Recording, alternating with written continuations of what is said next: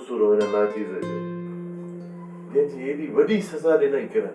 मां त पंहिंजे नसीब खे ई मयारी करार ॾेई वेठो हुउसि, पर किरन ख़बर न हुई त इहा दगा नसीब में हुई।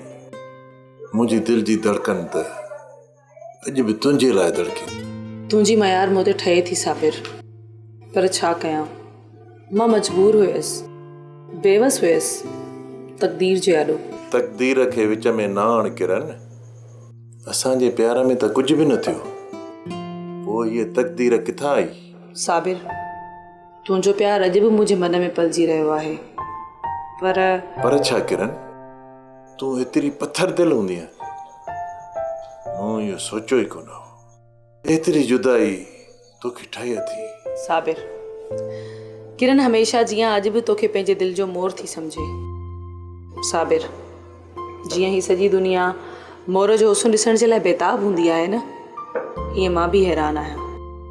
हाणे थोरो मुस्कुराए त जीअं दिलि जी धड़कन ते थोरो पाणी पवे। हिन दिलि जी कहिड़ी मजाल आहे किरन जो तोसां कावड़ करे, पर तुंहिंजी जुदाईअ जो ज़हर मूं ॾाढो ॾुखियो पीतो आहे। ॾिस किरन, हाणे इहे ज़हर जा वटा न पीआर, न त आउं मरी वेंदुसि किरन। मरन तुंहिंजा दुश्मन साबिर, पाण त पंहिंजी मोहबत माणींदासीं।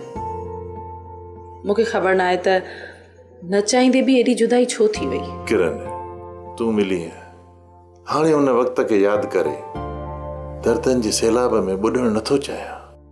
किरन, हाणे तुंहिंजो दीदार थियो न त दिलि जा सभु ॾुख दूर थी विया।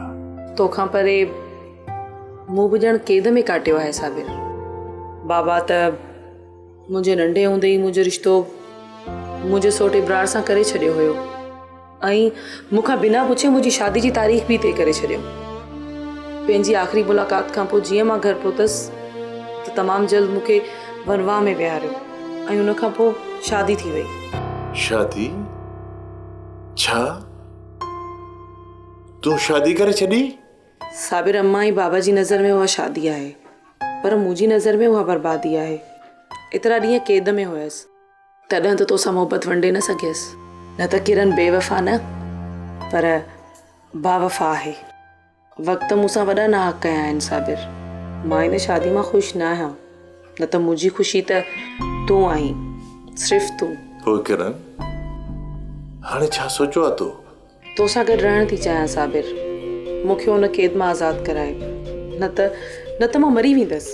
जेकॾहिं तुंहिंजी मोहबत में मूंखे काफ़र बि थियणो पियो न, तॾहिं बि क़बूल आहे। हिकु तुंहिंजो साथ हुजे न किरन, त ही साबिर दुनिया जी हर शइ न ते नचाए सघे थो। किरन, तूं मूंखे हर हाल में क़बूल आहीं। तूं सिर्फ़ु मुंहिंजी आहीं किरन, मुंहिंजी। I love you. I love you Kiran, I love you. Love you too Sabir. Drama serial Silsila मोहब्बतुनि जा तमाम एपिसोड्स ॾिसो हाणे HD क्वालिटीअ में। विज़िट करियो असांजो YouTube channel Sindh TV HD drama. Subscribe कयो असांजो official YouTube channel Sindh TV HD drama ऐं वधीक अपडेट लाइ बेल आइकन खे क्लिक करियो।